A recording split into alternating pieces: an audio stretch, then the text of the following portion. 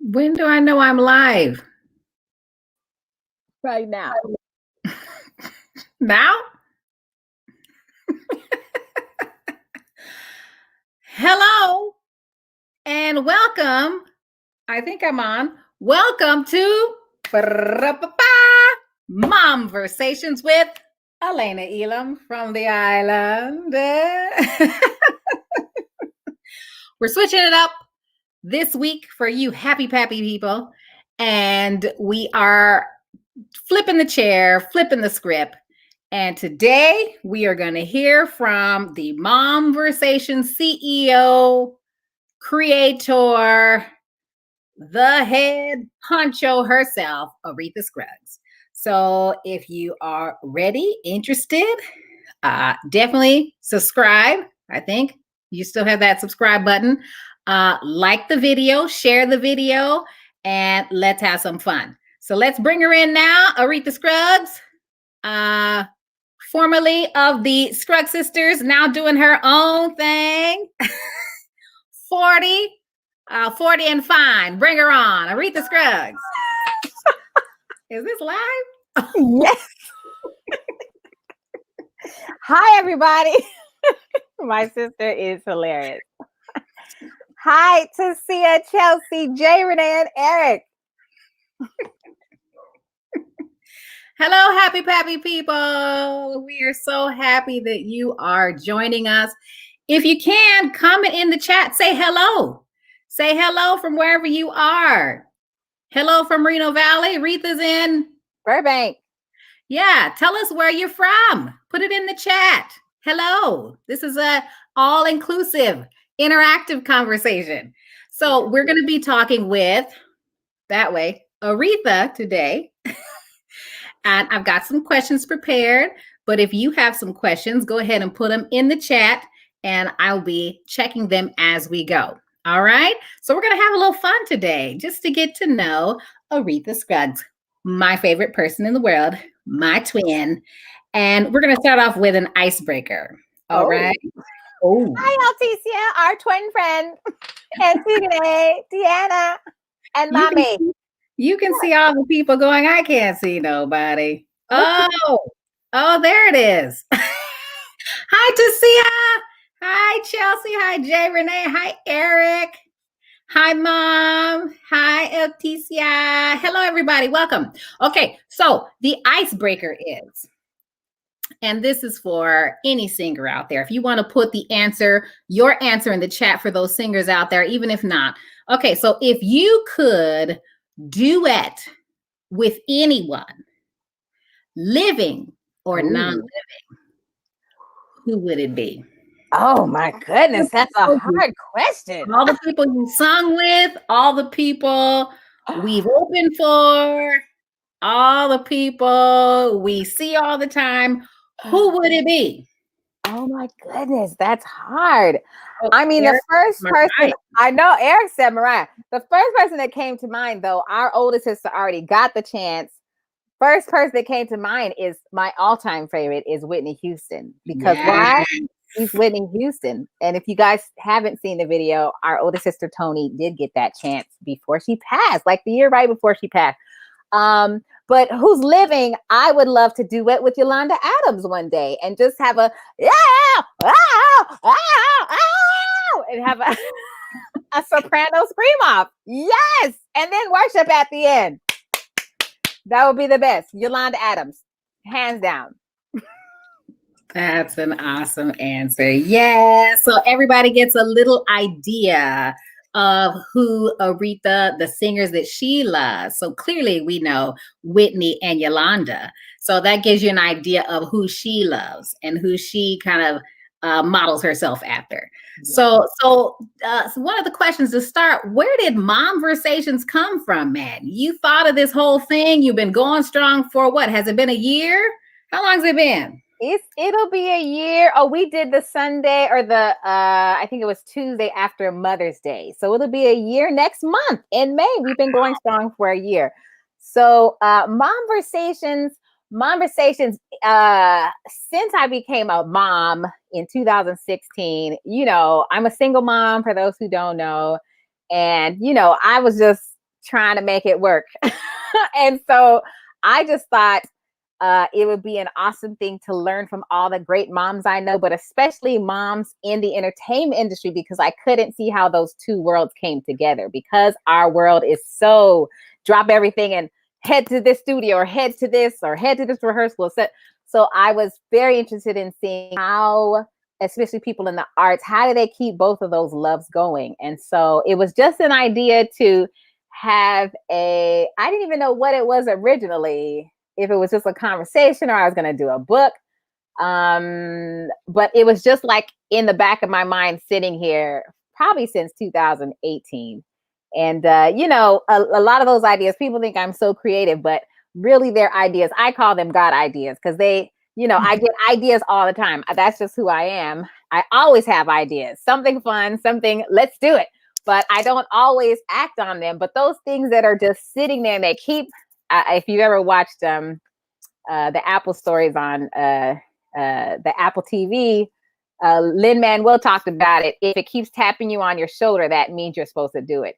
And so I've had moments where projects, ideas, songs, they tap me on the shoulder as I'm sleeping. It's almost like that paper that you have to write. And so MOMVersations was that. And so the only reason why I did it actually in the pandemic last year is because it was tapping me on the shoulder like all day, every day. And then one of my friends in my life group, Chica, if you're watching, I told them I had this idea for this podcast or this show that I want to. And they're like, why don't you just do it? And I was like, huh? What? Oh, very few people tell me you should do it. I'm usually act on my own, but they're like, you should do it. Why don't you just do it? So I threw up my first questions and invites who want to be my first guest. And my first guest, Carrie Larson, immediately said yes. I said, I got a guest. I guess I have to actually do it. Right.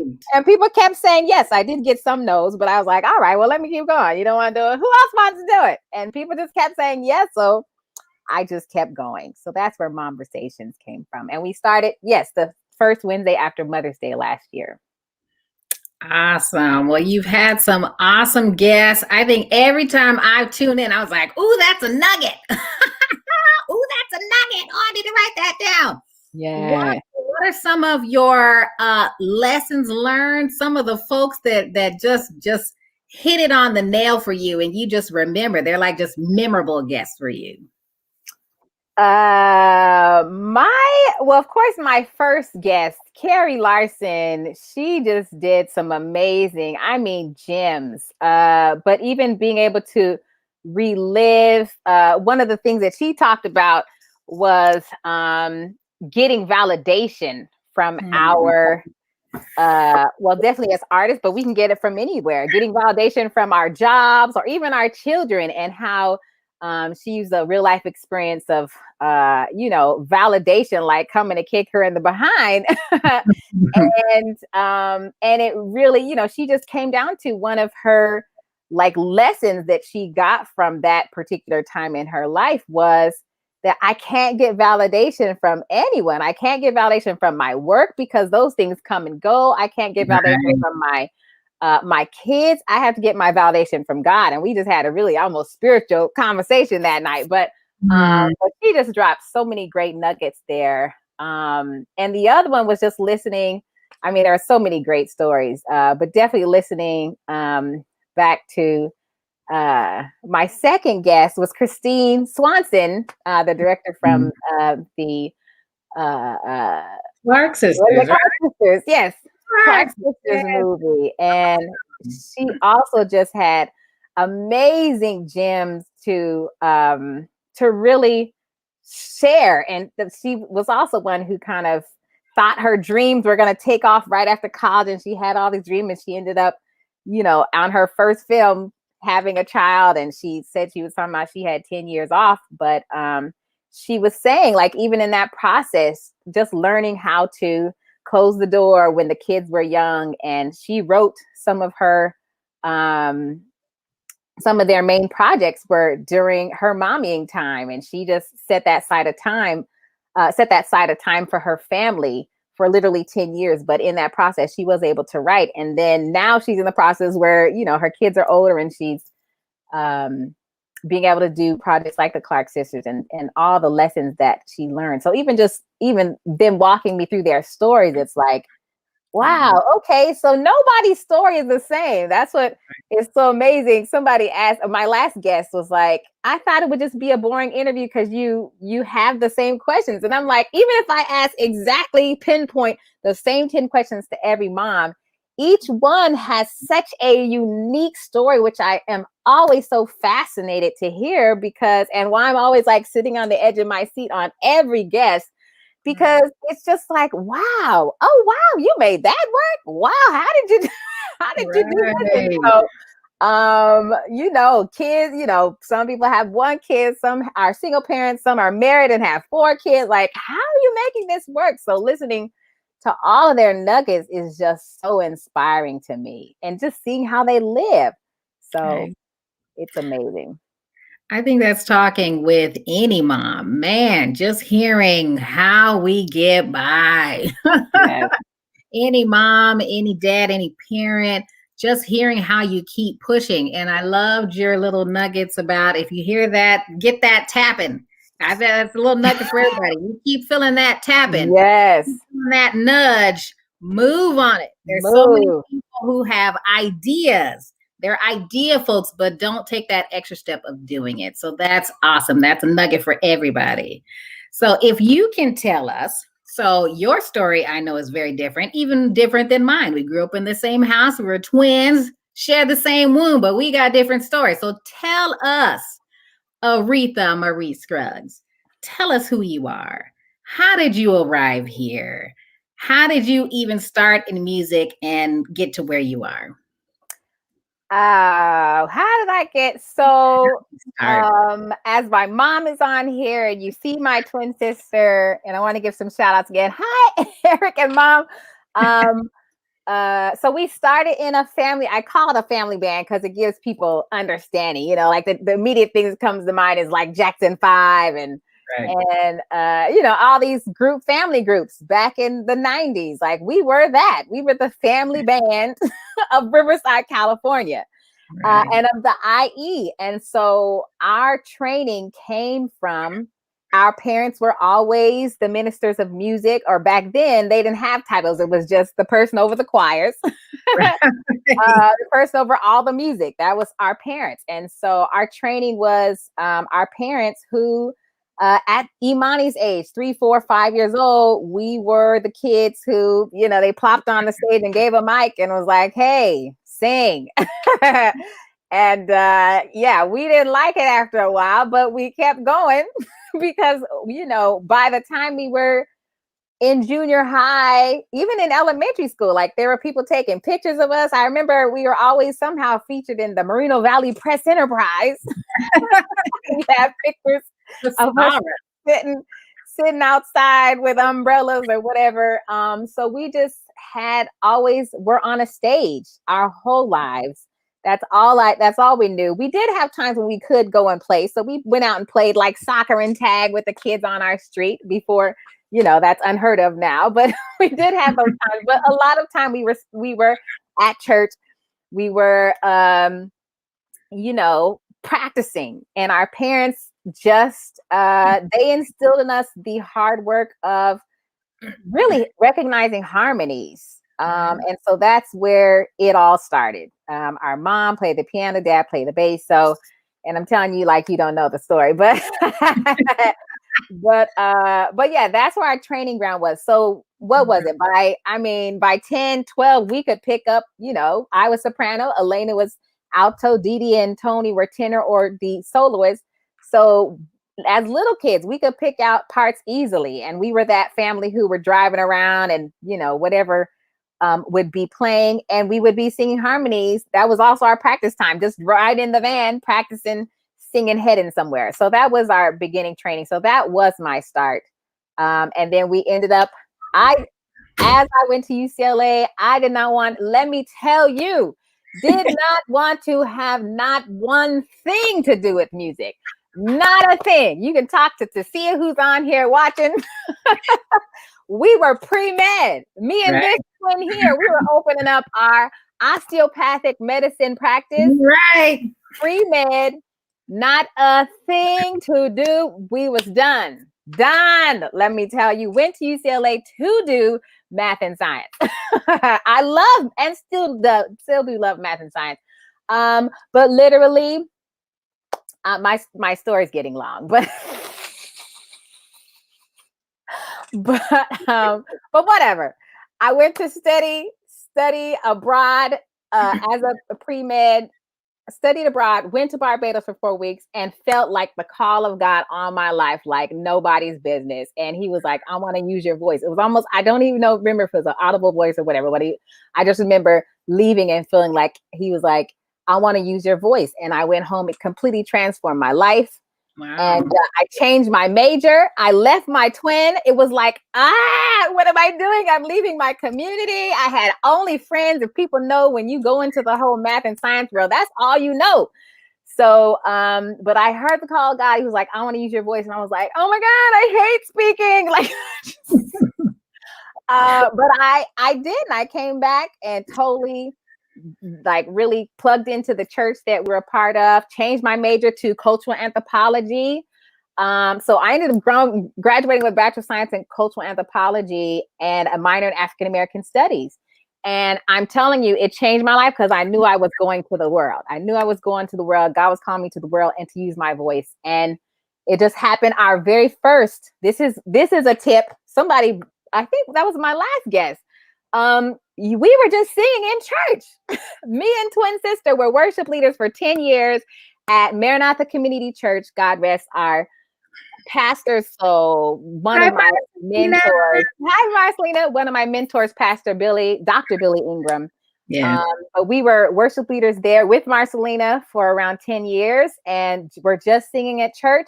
And our first real professional gig, we'd opened up as sisters for like Yolanda Adams and Vicky Winans and all these artists that came to Riverside. We were pretty much opening up for them. So we are already semi-professional, but our first professional gig came opening from actually Marcelina Hawthorne. We will forever, she will always be, I tell her, you will always be a part of my story. I love. Well, she gave a bunch of church babies. We just happened to be able to they do this show called the Colors of Christmas every year, and we could not do it. I don't think we did it any other year but this year. Wow. And so we got to do it that year. We stayed in Los Angeles. We usually went home to be with our family, but we stayed in Los Angeles, and they added Natalie Cole the week of the show, and they pulled me and Alayna Marcelina pulled me and Alayna from the choir to come and learn some songs for Natalie Cole. And we had 2 days to learn 2 songs. And if you know me, I'm a for real soprano. So singing alto was like, but I learned alto, Layna learned tenor. And we, that was our first real push into the real world of professional music. And we met her backstage, and she was like, well, I hope to work with you in the future. We were like, yeah, sure. Who believes that? But that following year is our year after graduating from UCLA. She pulled Alayna and I from and invited us to be with Marcelina, and we were on the road with Natalie Cole for 3 years, almost 3 years. And then from there, it went to Christina Aguilera for a year. I was doing the BET Awards every year for like 10 years, the Celebration of Gospel for 10 years. Went to Anita Baker for a year. I mean, it's just been an amazing ride that keeps, I never know what's around the corner. Now I get to do movies, and it's like, wow, what? So that's where I started. That's my long story. Rita took a whole other turn. She's in movies now. So I'm in movies now. Need to movies. So we'll have to. So I want you to pick up with the movies, how you got into movies. But we have a question. Is it Tugane? Yeah. She has a question, a really good question. As a Christian, what was it like maintaining your faith while going out to the world in the secular realm? What have been the rewards and challenges as a Christian? Great question. Good. Go read. Good question too, Gane. I think maintaining my faith, like I came at the time we were a part of a really like solid Bible-based church. And not only was, again, shout out to Dr. Billy Ingram, because Dr. Billy Ingram, he told us always from the pulpit, he believed and still, full-fledged in the word of God. But he was always like, listen here, I'm not just a pastor. He just tells us all the time, I am not just a pastor. He got into photography. Like before he passed, he was like starting to become a really well-known photographer. He was a photographer. What else did he was a poet. And so he's the one who really modeled for me what it is to be strong in your faith, a Bible believing, holding on to it believer. But he totally believed, like he would say, they call me to speak at college graduations, or he's like, I speak at all kind of things, and I don't always get to speak and preach like I preach on a pulpit, but he's like, God can use me in whatever, like he's still with me in that space. So I think for me, he was a for real picture of what it meant to be truly on mission. And I think that whole sense of mission got solidified for me when I went to seminary. I went to seminary at Fuller Theological Seminary, which is where I met Eric. Hello. I went to seminary, and that whole sense of being on mission got solid for me at seminary. And really, that's where even further that call of being called to the masses, really, I felt like I am still a missionary in the entertainment industry, where my faith, the call is, because it was a call in another country, and we were singing, me and Alayna were singing at a talent show there. And we were singing a non-Christian song. So I was like, it's always been this like call in the midst of the real world. And so I don't even use the term secular. It's just like the marketplace is kind of what some people use, or the real world. And so I never felt like the call God had for me was to be in the four walls of the church. I never felt like that was my call. I always thought I was a worship leader and I was going to go to the world. And literally that's what I am. I sing worship sometimes, but I also get to be behind artists, or I get to do jazz on my own, or gospel sometimes on my own. And I'm outside of the walls, but the same Spirit of God goes with me. Right. And I'm on mission. I literally feel like the call is going out, and I'm on mission. And so I think that answers your question. So maintaining my faith is just maintaining. I'm always tied to a sender, like a church in some way. Like I'm always making sure that I'm serving in my church, but also, when I go, I have friends and people who I have pray with me, or are just a part of my life. And so what have been the rewards and challenges as a Christian is, Alayna can attest, we have been in, another country. We've been in a casino. We've been sitting in a cafe in France, where we end up having a conversation with someone, and it leads to either praying for them, talking to them about God, or just listening to their story. Sometimes it doesn't even lead to God, but it's literally just being the hands of God, the feet of God, the ears of God, the eyes of God with that person, literally being with that person as I'm on mission in that space. So the rewards have been seeing like amazing conversations happen in a casino. It's been amazing conversations happening in Brazil in a jazz club, where jazz musicians feel like they're ousted because they want to play jazz, but they are also Christians, but their Christian church won't accept them. Like literally amazing. And now I have that theological undergrounding. Like no, and I know I have a whole conversation about that, but some of the challenges have been having these conversations with Christians who think that, how dare you? What do you mean it's not who are you? Aren't you supposed to be a worship leader at the church? I'm that, and I'm on mission, period. Period. So that's my nugget is, I am called by God, period. Whether people accept it or not, that's not my problem. Anyway, all music is God's music. Yes. Yeah. Good question. So how are you? What are you doing now? What are you doing currently? And how did you get into it? How did you get into the movies, man? And etc. You're doing lots of other things too. How did I get in film? Well, I guess I've always been with some of the stuff that we did, because I met so many people behind the scenes at the BET shows. Like, we always were in the house band and did either the Celebration of Gospel for 10 years with Ray Chu. We did the BET Awards. So sang behind all the artists on their, when they're doing a tribute to like Lionel Richie or a tribute to Michael Jackson or a tribute to Whitney Houston. I was in all of those things. And so in the process, like, on TV, on YouTube. So in the process of just like I think people don't know, like, there's so much downtime in like doing TV shows, especially. There's so much downtime. So you meet so many people backstage, whether it's the cameraman, whether it's other singers or whichever. I meet so many people. And so in that process, it's like a friend will call, and just like the Aretha Franklin thing that I did, it was the other one that's coming out.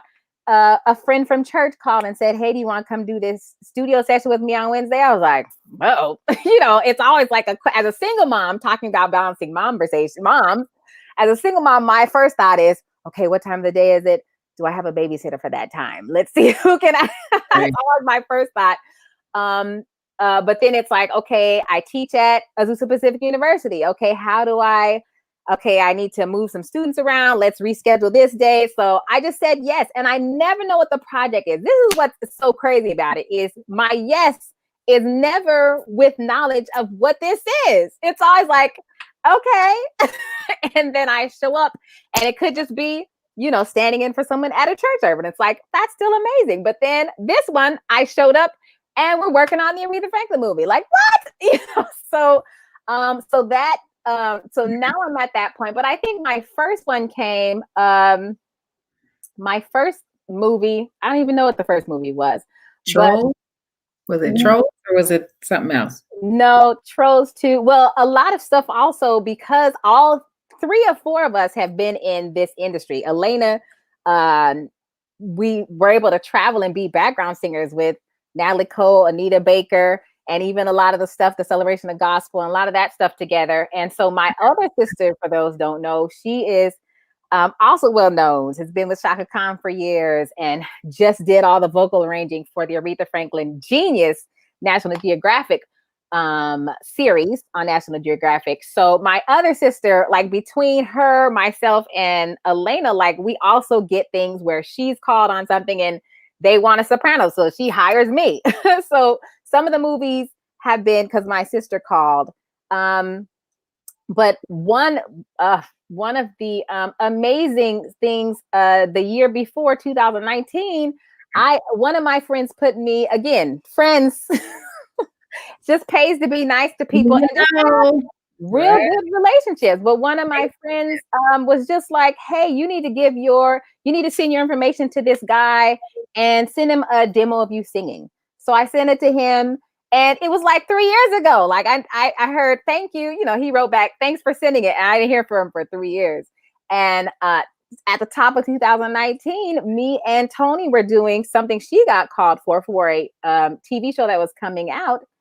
And it never came out because it didn't, it was like a pilot, and it was an amazing show. It was like, oh, I hope this gets picked up. Like, it was going to be on NBC and everything, but it didn't get picked up. But from that one, this is why you never want to, again, another lesson. You want to just be yourself, for one. Just be nice. Just be, the amazing person you are wherever you go. But from that one show that did not get picked up, there was a man just sitting in the corner. He wasn't even interacting with all of us, but he was sitting in the corner, And he was just like, hi, here, we said hi to everybody, especially on the way out.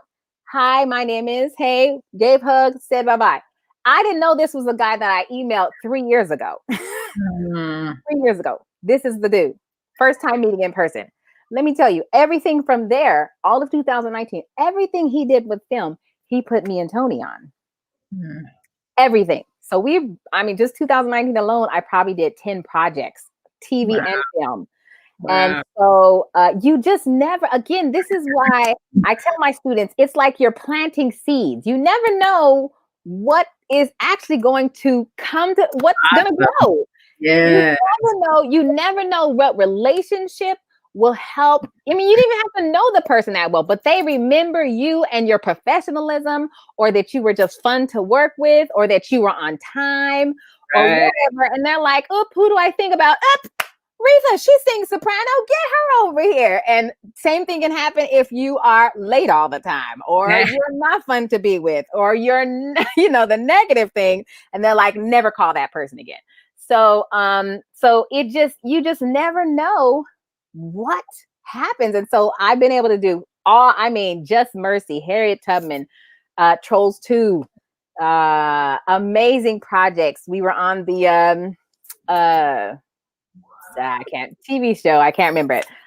Zoe's playlist from there. And even from him also, I've been able to do a lot of stuff from home, even in the quarantine, be able to work from home and do that stuff. So it's been an amazing journey. That's why the arts is it is a crazy roller coaster, but it also is like, God, you just never know around the corner when something pops off. And it's like, and then you don't know until you actually get there too, because also being in film, you have to be able to sight read. And I have been working, for years to get my sight reading up to par. And so some of these jobs, we don't know what job it is. You just know until you get there. And then the folder is on the stand and you have to, they say, turn to M568. And you're like, oh, you just have to read your part. And then, they give you the starting note and you just have to be able to sing it down. So that has just really pushed me into the professional world of, oh my God, like this is somebody's job. They just sit, just read down. And so I am working to really get amazing at that. But people, you can do that into however old age. That's the amazing part, and be a part of SAG-AFTRA. So now I'm in the union. I'm able to do movies. I was able to we did one studio session where, we just sang behind the scenes. And then they were like, oh, they want to bring some of you on camera to come be on the show. And they were like, they love you, Aretha. You're coming on the show. I was like, ah. And I actually ended up, that was how I got into SAG. I was able to get into SAG with that. And so it's been an amazing ride. So we're going to end here at this question. Chelsea had a question related to your Genius Aretha Franklin experience. What was your experience? And what was your favorite TV or film project so far? And then we'll go on to motherhood. Okay. The Genius Aretha experience, it was amazing. I mean, again, now we recorded that stuff last year, but the great part for me was watching my sister Tony in TJ. TJ was in action, because I posted on my Instagram page, like same thing, was called to demo a song. And then it ended up being that she became the vocal contractor. And so again, you never know where one opportunity can blossom into this amazing experience. So yeah, her getting that from being a demo singer to becoming the vocal contractor, she was able to call me. She was able to call me, and we were able to do specifically these scenes where it was just her sisters singing background on the show, is me and Tony singing those 3 parts. And so being able to be in the studio where not only am I singing with my sister, but my sister is running the studio session, like, what? Like, it was amazing. It was and it was a time when I couldn't find a babysitter, so they let Imani come one of the days. It didn't work the other day because she was nuts. But one of the days, we're like, my sister just asked me, did she bring it? Yeah, bring Imani. So it would work one of the days, but my sister was running the show. So that by far was I was so proud to be like, wow, all the things that our parents taught us growing up and all of our experiences of teaching choirs and groups and now it parlays her into running the session. Like, okay, we're gonna do that again. Okay, and then she's giving me instructions. We got to sound like this. We got to capture the Aretha Franklin sound, and then we do it. And then she's like, okay, we need to do that again. Like, seeing that was the best so far that I've been in, is to be able to see, because I've been where contractors are running it or whoever's running it, someone else is behind the stage, but to see my sister totally and then she was able to also not only hire me for like the background stuff, but in another session she was able to bring her friends on. So it was like this amazing choir of all these people I love in the industry. We're all in a room just kicking, laughing and having a blast, and it's work. Like we're the choir. So when you see the movie, like when they're doing the Amazing Grace scenes, we're the choir that's singing for the choir that you actually see in the movie. So I'm just, again, that was by far my favorite because my sister was running things. Like, of course, there's an engineer, but it was just amazing to be in that room and to be able to be with some of my friends. So, yeah. Yes. Yeah, TJ. Shout out. TJ. Shout out, TJ. Just proud of her. Proud of her. Okay, we're going to roll over into the mommy, how you are able, and that rolls into Jay Renee's question. How in the world do you balance your life as not only a working mom, but a working single mom and a mom of crazy Imani? How do you know? What does a day look like in your world? Oof.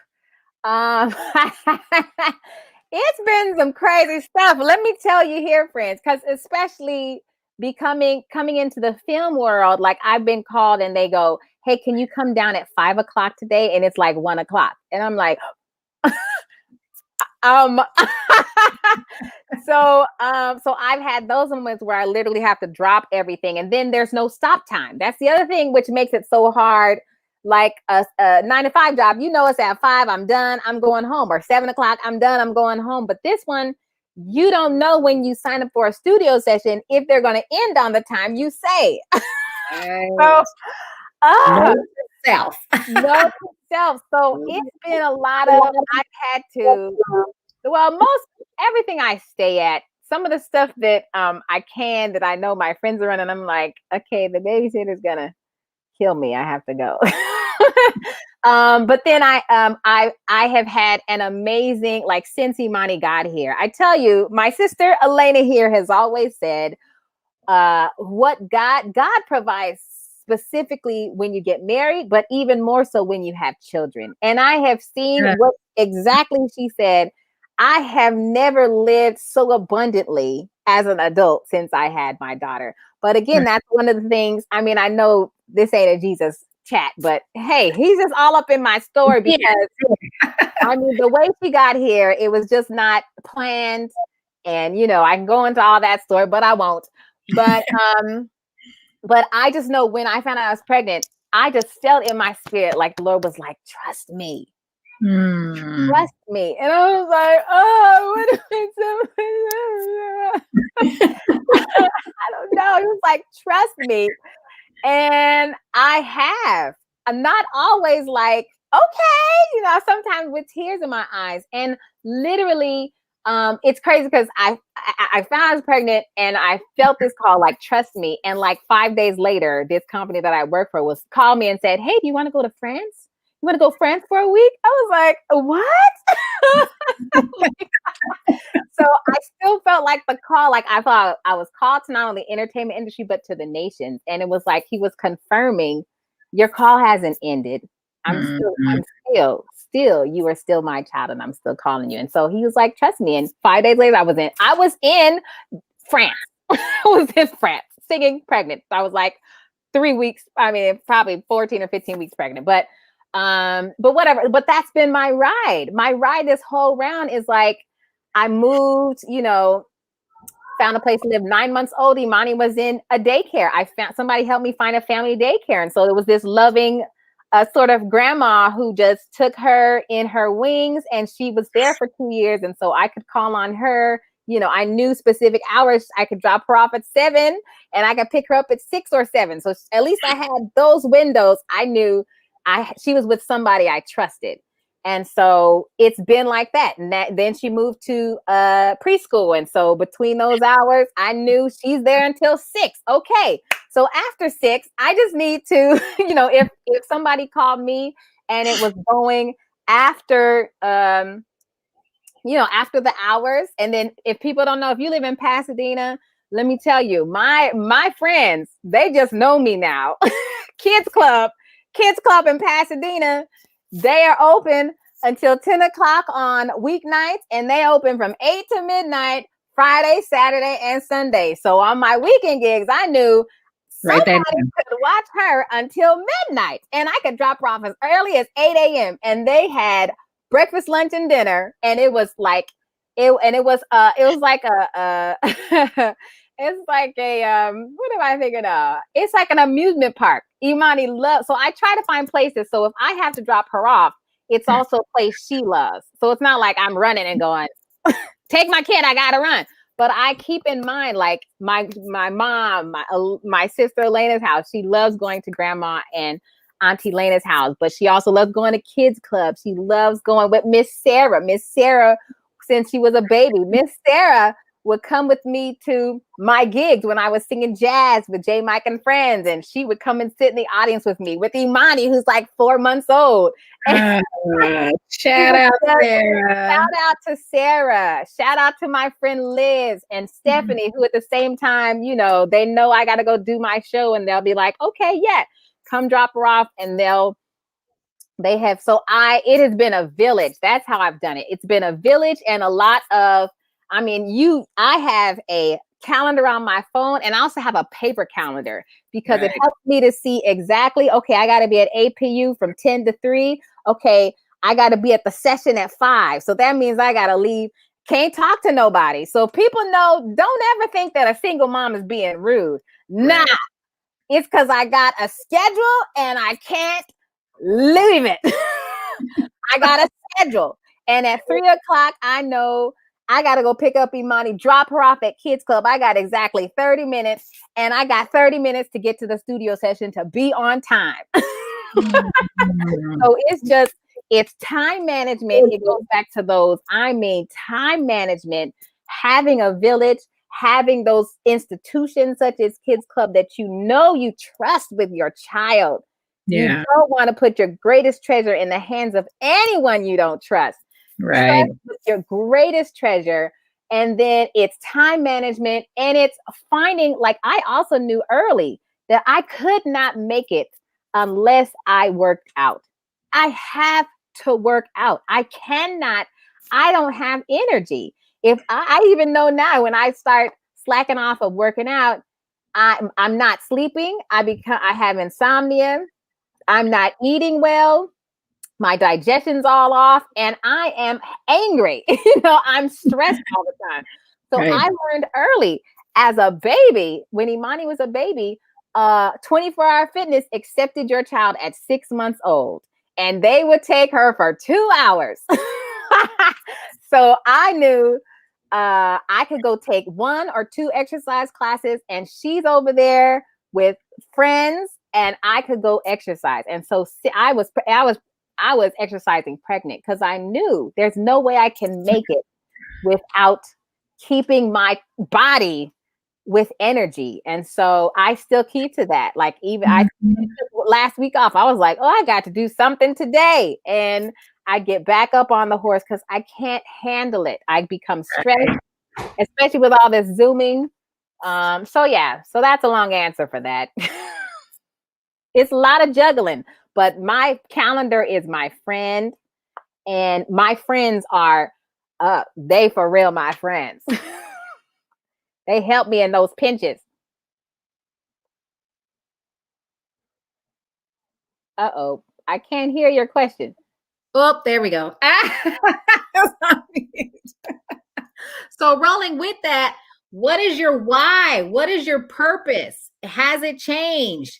And do you have, going with Jay Renee's question, do you have any quotes, scriptures, sayings that keep you pushing? You already talked about working out. That's how you keep your svelte figure. Hello.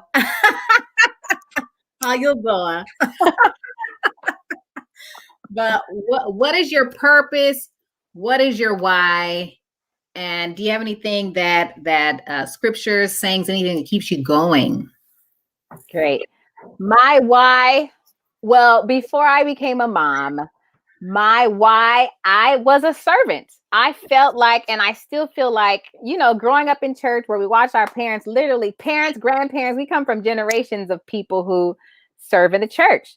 And so there's no way I can not have that same mentality. Like, our parents would give their shirt off their back to some of the kids at our church, or give their, they gave their all for God's people. And so I grew up with that mentality. So before I had Imani, my whole, even with Natalie Cole, like, it was always waking up and going, well, how can I serve you today, Father? What do you want me to say? What do you want me to be? Where do you want me to go? Like, that was how I lived, and, broke as a joke, but that has always been my why, of really, I see myself as a servant of God, and however he wants me to sing, speak, play volleyball. I mean, yes, salsa, right. Do Zumba. I was a Zumba instructor, and I know I was being of service doing that, so in everything that I do, like, that's my why, is serving. I'm here not for myself. I'm here to, even with this podcast, my desire is to serve the moms who I'm interviewing, because to be able to tell your story, and it makes you feel seen. It makes you feel like you matter. And wow, somebody can get something from my life. Is that right? Yes. So my desire is to serve not only the guests that I have, but also the people who hear this podcast later, who might be a mom who's like, feels, I go through this, who feels like, well, maybe it's too late. I had these dreams before, but I'm a mom now, so let me just sit here and do nothing. Nah. So my purpose, it's always depending upon the project, but overall, my whole purpose is to serve. How can I impact the world in serving God and others? And so, since becoming a mom, now my priority is serving my family and serving my daughter, and really preparing her to be that same person. How can I passionately love this child through my disciplining her, through my loving her, through my affectionately touching her, learning her love language, learning about effective parenting skills that maybe we weren't raised as. How can even in dedicating, like, it was for real for me. Some people don't take baby dedications for real. I was like, God, I'm dedicating. She was dedicated. I think she was 1. She was dedicated to God at 1. And I was seriously like, this is your child. I cannot do this by myself. I can't do it. Impossible. I cannot do this by myself. So I am totally, I mean, it's double land, because as a single mom, you also are like, well, I'm doing it by myself. You run to do it. And so it is something I'm constantly battling with God, because I'm like, well, I can do this, but then I have to be like, okay, Lord, I trust you with this.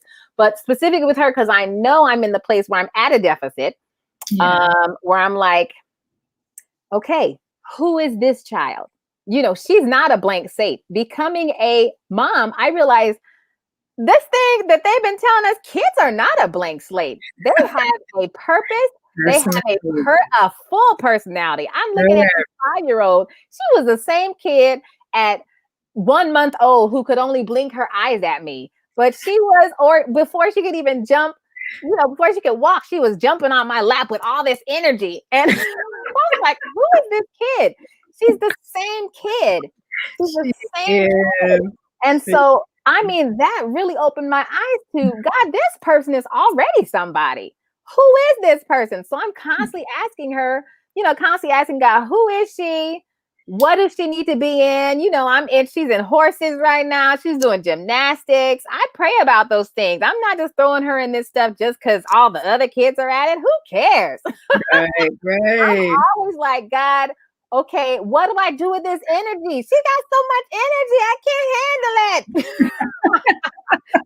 So I'm constantly like, because I'm a mom, my priority is her, and honestly raising her to be an amazing woman of God, to impact the world, impact the world.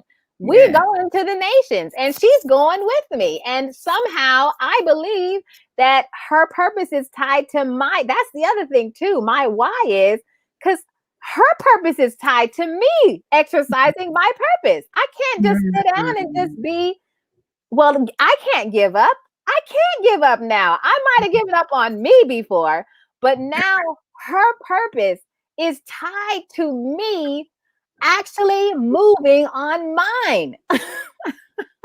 So I can no longer, so my priority is her first, but of God, and then her, and then other people.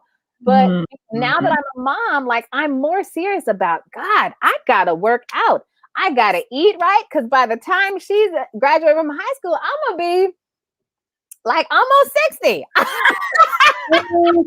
Do the math. I'm almost be 60. So I tell myself, listen, self, we got to walk up. We got to walk up to that graduation. We ain't going to be in no walker. And we ain't going to have nobody try to roll us up there, literally roll us up the grass. Self, no. So I got to take care of these knees. I got to take care of this body and eat and all these things. So everything like points back to her. Okay, God. Okay, how can I serve you? But how am I? And I fall. I make mistakes, and I'm angry sometimes, and I go off. But I've also learned through my parenting classes, like, how important sometimes just apologizing to your children is not a faux pas. Say it again. Sorry, Monty. I'm sorry, Monty. Mommy was angry, and I'm stressed out right now. And mommy should not have yelled at you right there. I don't let her forget. You are still in trouble. What you did was not right, but mommy should not have gone off on you like that. And that's what I learned really early through my parenting classes, of the importance of staying connected, not you drive me crazy and pushing her away, but like staying connected. So I've learned so much. But my why, my purpose, when I left seminary, I felt the call of, for real, like a big call to go into the entertainment industry. I mean, the opposite what I thought I went there for. I was going to go be, get theological understanding of the songs I was writing, and, go to be a preacher somehow, and have, again, theological grounding on that. And I got, when I left, the call of going on mission and the call to the entertainment industry was so heavy. And I remember the scripture was Brenda Salter McNeil, if anybody knows who that is. She was preaching this at this preaching conference. They had me sing at it, of course. I was singing at it, and she left us with this powerful message on, was it Matthew? Go ye into all the world, into the uttermost parts of the world, into Judea and into Samaria, into the uttermost parts of the world. And she was like, Judea, some of you are comfortable, and you in Judea, that's your comfortable place. That's, where you're comfortable. And you go into Samaria, that's a little bit less uncomfortable. But he's sending you to the uttermost parts of the world where you don't know where you're going. And you're going to need his eyes, and you're going to need his hands, and need his guidance to even know where you're going. And he's calling you there. And I felt it so strong. And so my why, I remember that call when I get tired and I'm angry at my daughter and exhausted, and wondering if what this vision that he's given me actually makes any sense. And then I'll remember I remember what that feeling was to be sitting in that seat. So that's my why. Long answer. So there were some takeaways there I wanted to go back to. Apologize to your kids. I think that was John Trey was saying, say it for the back row. Yes. Yeah. Don't forget to apologize to your kids. We all make mistakes. Yeah. Don't be afraid to apologize. And this is my takeaway already. Your kids' purpose might be tied to you moving on yours. Yes. So get moving.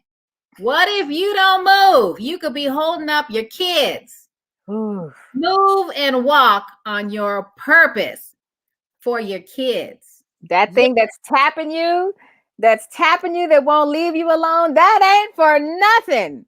That ain't for nothing. Not only is somebody told me this. Oh, that was I think Pastor Jonathan DeCure. Hello, if you're watching. But he was like, somebody is waiting on your yes. Somebody's life is waiting on your yes.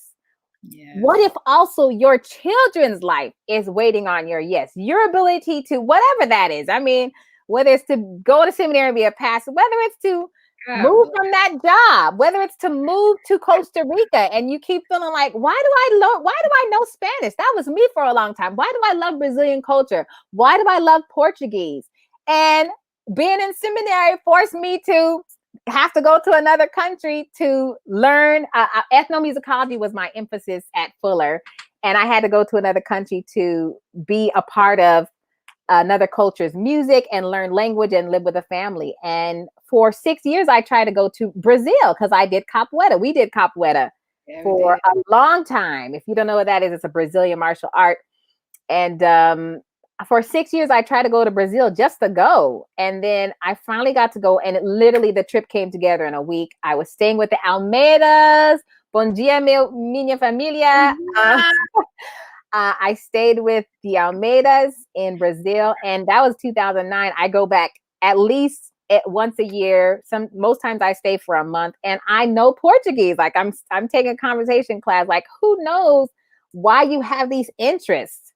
But that tapping, those interests, they're tied to something. And if you don't move on them, what happens to your children? What happens to people who are waiting for you to actually answer that tap on your shoulder? Yes. Oh my goodness. What is the greatest lesson you're learning in this season with motherhood, with music, all of it? What's your greatest lesson that you're learning? I'm thinking, so Lena already said it. We turned 40 last year in quarantine. Any other 80s babies? I ain't afraid to tell my age because I know you 30. What is that? But I think even in my 20s, I thought that I had to know everything. I knew, not only did I knew everything, I just knew I was smart. I don't know where that comes from with your youth. You just think you know everything.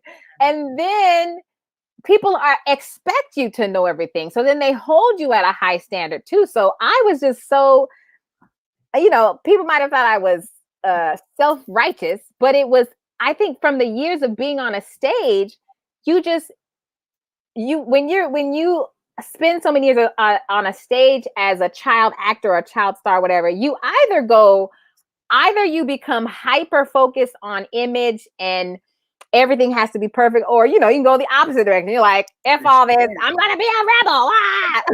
Right. So I think I was the opposite. I realized how much our image, everything, grades, everything rested on the Scruggs sisters, So I was held to a high standard, but I also held myself to a high standard. And so I think, having Imani at 35, I just realized how much I just don't know, how much I make mistakes. And I just,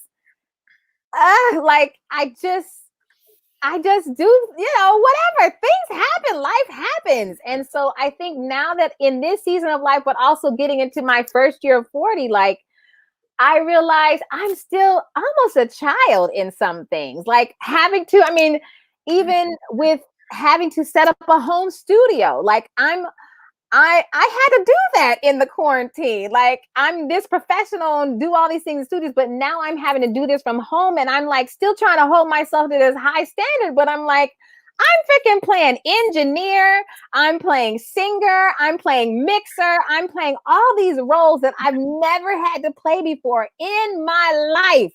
And here I am holding myself to a standard like I'm a professional at this.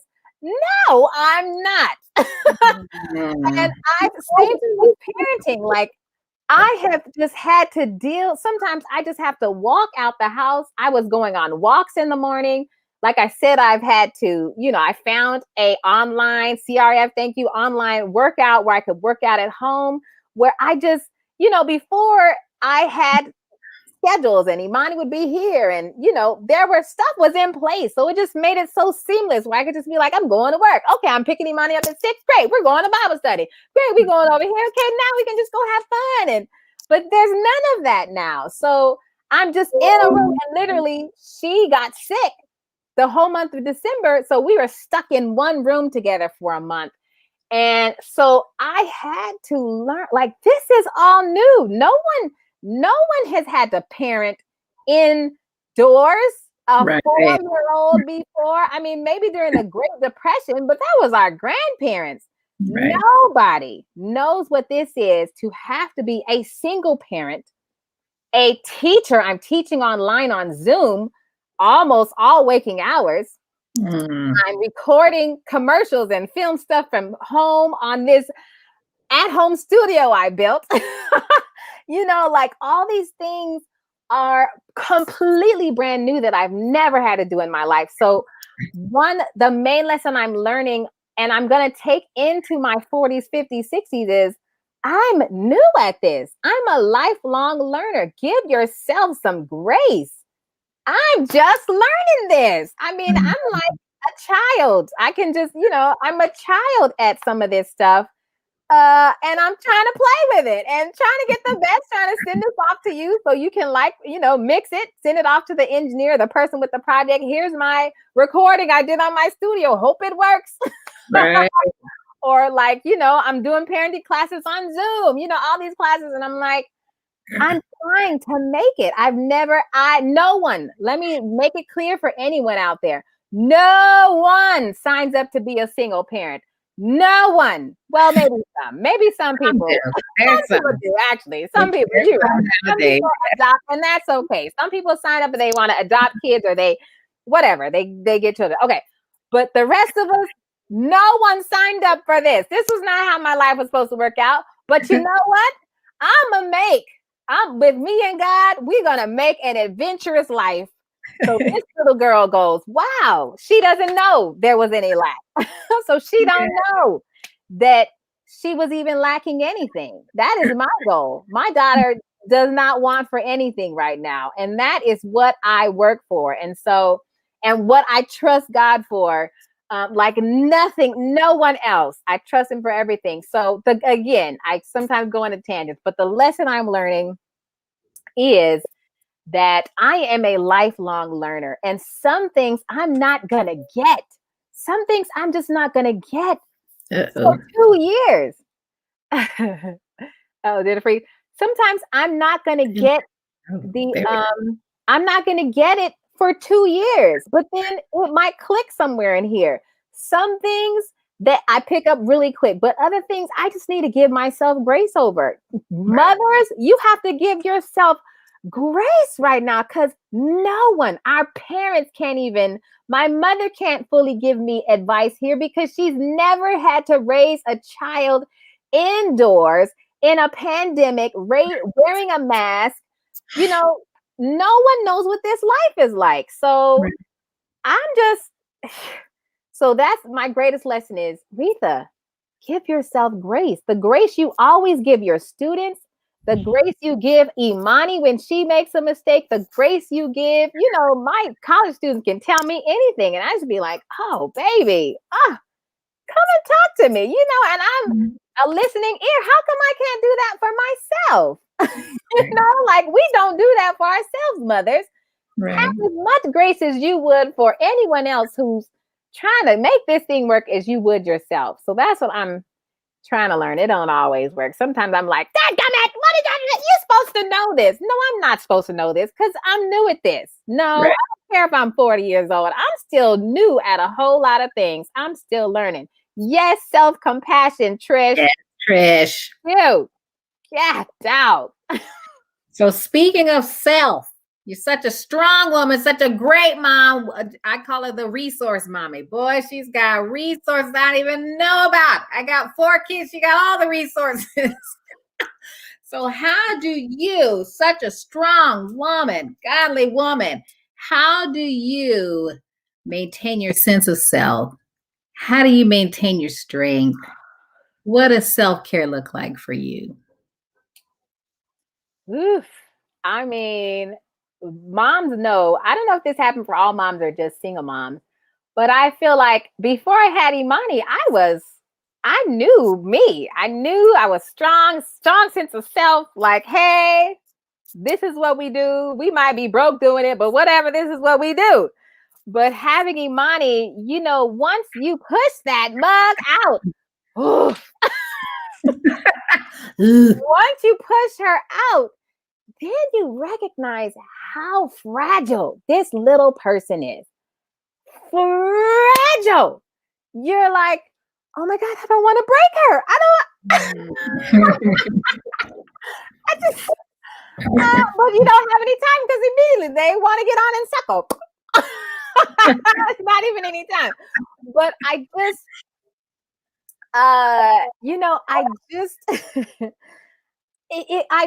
have been boggled down with so much fear along this journey of, God, I don't want to mess this up. God, I don't want to, I don't want her to have to go sit on a couch later in her 30s and say, I hated my mom. Why did you do this to me? Right. So so self-care for me has been all the resources that I find. One of my friends, Jackie Larson, love her. Again, one of those calls, I was singing at another church and I feel like God called me to Fellowship Monrovia, which is where I go. And Fellowship Monrovia has this amazing Fellowship Moms group. And so I met my friend Jackie there. She sat me at her table. And so through Fellowship Moms, like I started to learn what it meant to pull those two things together of my faith and motherhood. So we had weekly meetings there and they fed us good. Anything that got food at it, I'm coming. It's important. I'm coming. So they helped me to put those two things together of motherhood and faith. And then Jackie Larson told me about parent ed at La Cañada Church in La Cañada Presbyterian Church. And so I've been at parenting classes since Imani was 18 months old. So between those two classes, every Thursday since Imani was 18 months old, I have been in a parenting class. There was a class for 2-year-olds. There's a class for 3 and 4-year-olds. I'm in a class now for elementary age, which I love. Shout out to Sloan Walsh. She is an amazing parenting teacher. But those two resources have really helped me. And then the Black Pre-Health in Pasadena, they walked me from pregnancy, like 14 weeks pregnant, all the way to birth. And then after I had Imani, 10 more weeks after. I've just had amazing resources that pour into me, not only pour into me, because again, each one of those have food. Each of those classes have food.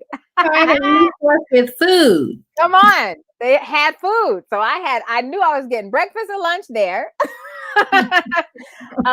So they poured into me eating wise, physically, but also being able to sit with other moms and pregnant moms at the time with Black Pre-Health, to sit with post moms, after we had our children, I got to sit with them for 10 weeks and like talk through, oh my God, what are you doing for breastfeeding? What are you doing for this? Da, da, da, da. And then with the fellowship moms, yes, David, you know that's important. Bring some food. You're going to have the mommies show up. And don't dare promise to feed our children too. I'm there. I ain't got to worry about dinner. Yeah.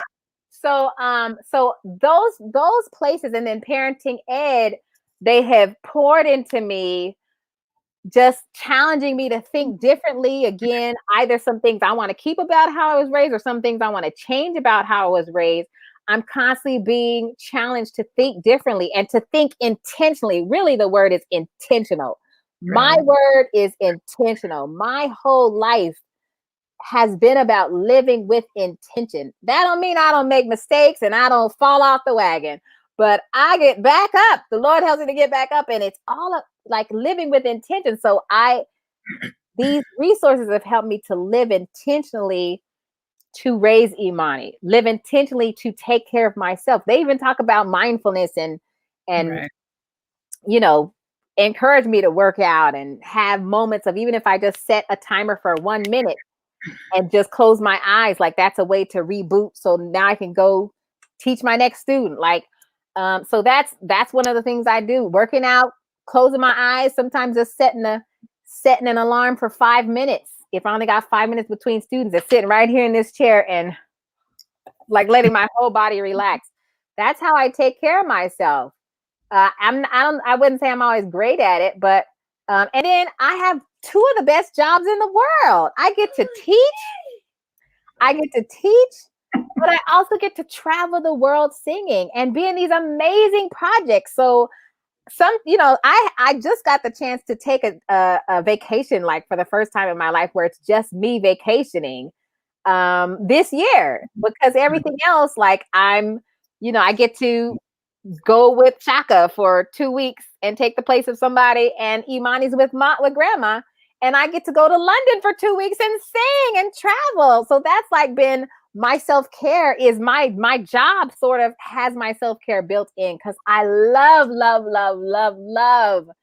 to sing. I love to sing, and I love the people that singing brings me around, other musicians and singers and creative people, and I love to hear their stories and just talk backstage. So so my self-care is sort of built into my job. But again, because of the pandemic, I have not been able to do any of that. So it's been hard to take care of myself here by myself, teaching and trying to keep Imani engaged at home. So so it's been very difficult during the pandemic of what self-care looks like. Really, it's only been like working out. I signed up for a salsa dancing class because I love salsa. If y'all don't know, me and my sister love salsa dancing. So I signed up for a Cuban salsa class. So that's kind of been fun. And I get my hair done. I've been getting my hair done in the quarantine just so I don't have to mess with it, but I feel good. It looks nice to me. Sometimes I will put this on and put up a whole face. And my students, I know they've seen me busted, but then they've also seen me dressed up, because sometimes I just have to put on some clothes and do my makeup and put on some cute earrings just because I like to look nice. Right. That's it. So we're coming around to our last 2 questions. If you met Imani later on in life, what would you want her to know about you and your journey? I would want Imani to know that her mommy lived a life of adventure. A life of adventure, following the voice of the Lord, and a life of intention, and the life she wanted to live. Like I can say, before I had Imani, I had an amazing life, and I still have an amazing life with Imani. So I want her to know, before children, with children, after children, you can still have an amazing life and make the life you want to live. Follow the voice of the Lord, and He'll lead you to where your, what do they say? Your joys, the things you love, your purpose, and your why all come together. And I can say, hopefully she will know that her mommy did that. Her mommy lived a life of adventure, lived the life she wanted to live on her own time. And she made some mistakes along the way, but she's not too big to apologize, and she's not too big to try again. And I'm a lifelong learner. Hopefully she can do that too. That's a whole lot of ands, but and whatever. That she knows her mommy lived her life on her own terms, and that it was a life of adventure. We'll do with that. Yes, Money Mooch. And that I loved her. This is what I try to. I love her. She is my greatest treasure. Though it was not, my story is my story, but she is my greatest treasure. My greatest treasure, walking, breathing, and living, is Imani Ngozi Scruggs Udeazor. And I hope that even if mommy is mean sometimes and, crabby, hopefully she knows she always has a place to belong, and that she is and will always be my greatest treasure. It's always that question that gets you going, right? The babies. Oh, and the last famous question of the night. Aretha Marie Scruggs, who are you becoming? Oh. I am becoming one who follows even more and more keenly her friend, the voice of her savior, the one who knows her beginning and her end. I'm becoming an adventurer with him. One of my most favorite books is The Alchemist. And I know it's not a Christian book. Oh, well, but go and read it, because it is so like how I read it and I was like, oh my God, that is me. Like in the book, the character is he's just following the voice. He's following the voice of, I don't know, I forgot what it called it in the book, but that's what I want to be. I'm becoming a greater version of the adventurer who follows her savior's voice. And it's a life of adventure. That's who I'm becoming more and more. Trusting that voice and following even harder. Beautiful. Do you have any closing? J. Renee asked if you have any scriptures, any sayings that keep you going, anything that can help close us out. In this and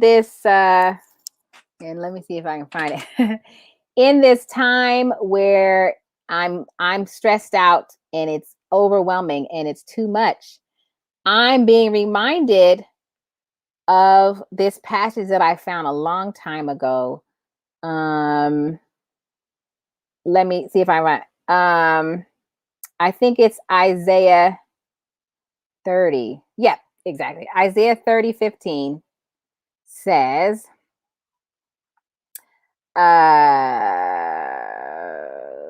let me see where okay.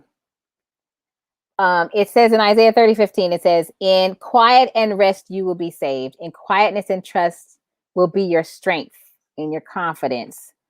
Of course, there's so many different translations, but basically I was reminded, so in quietness, in returning and rest is my salvation. In quiet and in confidence is my strength. So it's I'm learning in quietness, literally in quietness, I'm become stronger.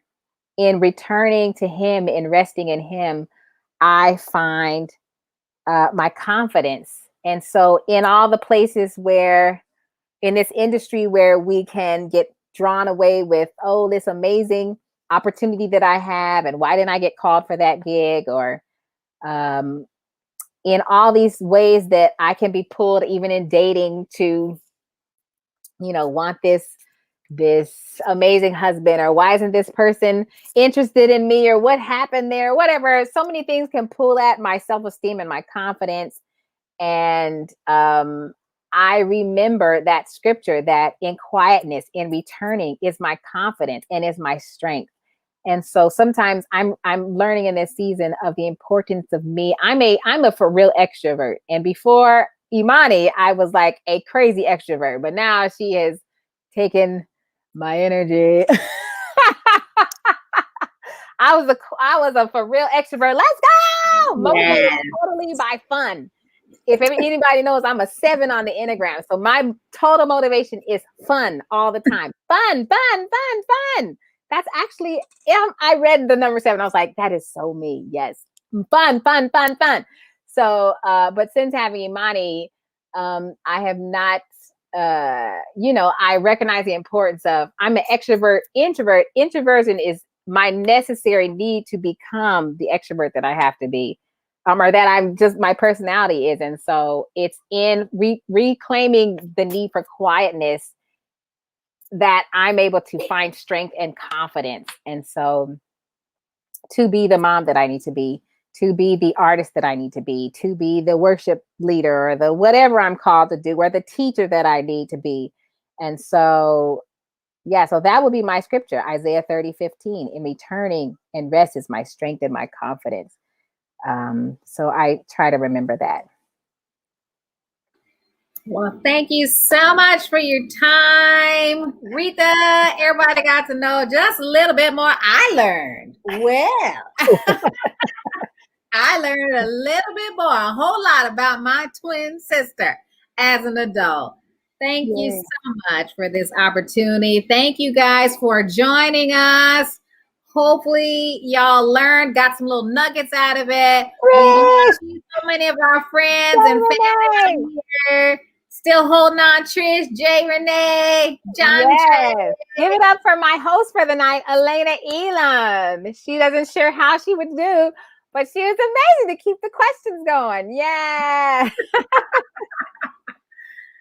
There you go. Thank you guys so much for being a part. Thank you for all the moms who have allowed me to pick at your brain and not only share your story with my audience, but to really learn from you. Thank you for those who are on. I know Tugane was one of my guests, and Alayna was one of my guests, and other moms who have been here. Thank you for being a part of MOMVersations. We're almost in the 1-year anniversary. So thank you, moms out there. And if you want to be on, hey, send me a message. Send me a message if you want to be a guest on the show. In the hot seat. It's all to serve moms. And hopefully my story my and every mom's story who comes on will just inspire you to do, not beat yourself up about it, but what are you still being tapped on the shoulder to do? Hopefully you are inspired to thrive. We thrive when we are fully ourselves, but yes, fully mom and dad or mom. Yes, both of those things can be true. You can truly, passionately raise the next generation with intention. That is me, at least trying to. But at the same time, I'm still being called. I'm still getting tapped on the shoulder. Don't ignore that. What is it? And what can you do with the time you got? Jay Renee asked me, when do I sleep? I try to get up early. I try to get in the bed by 11, get me 7 hours, 12, 1, 2, 3, 4. That's me getting up at 6:37. And I have, Imani don't wake up. Thank God gave me a late sleeper. She don't wake up. If I don't push her, she don't get up till 9 or 10. So I got like 2-3 hours to be by myself. So during those times, I have quiet time. I work out. I got just me time. So don't neglect what is still being the tap, tap, tap. That's not what you do once you retire. What are you doing right now? What's he calling you to do right now? Host that Bible study. Host that painting party. post that whatever. You supposed to be I don't know, whatever it is. You supposed to be a caterer. You supposed to be a makeup artist. How can you do that with your 4 kids? There's a way. There's a kids club near you. Maybe not during the pandemic, but somewhere. Or family. Or somebody who will be excited. If you just mention what the idea is, they'd be like, oh my God, you got to do that. How can I help you? Like, that's the other thing. Like, I've seen people come out of the woodworks who are like, how can I help you? How can I help you? You have a clear direction and vision. God will bring the people who will help you. Sometimes it is still hard. But what ain't hard? Everything's hard. It's hard to sit there and be dying because you keep filling this tap and you ain't doing nothing about it. That sucks. I know what that feels like too. You just don't do it. Yeah. All right. Well, my friends, thank you. Mommy's watching. Thank you guys so much for being on. Thank you again to my host, my co-host for today, Alayna Elam, for coming to do the hosting duties. We'll see you guys next week with another mom for you to be inspired to thrive in motherhood and purpose, and talking to some of those dads out there who watch with us faithfully. You too. How can you thrive in fatherhood and purpose? How can you go back even if you don't have your children don't live with you? How can you go and be a part of your children's life and thrive with being a father? It's never too late. Never too late. Your babies need you, mommies and daddies. That's right. Take the nuggets and go on. Take the nuggets and go on. You just need to hear somebody's story and be inspired. That's all. Everybody's got a story. Go on your own adventure. Please subscribe to MOMVersations. Hi, Daddy. Please subscribe to MOMVersations on your local Apple podcast or your podcast, Spotify podcast. And I would love, please leave a rating and a review. That really helps me to keep getting the word out and to keep inspiring moms. So thank you guys. Thank you for watching. Thank you, Alayna Elam. Love you. Bye-bye. Bye.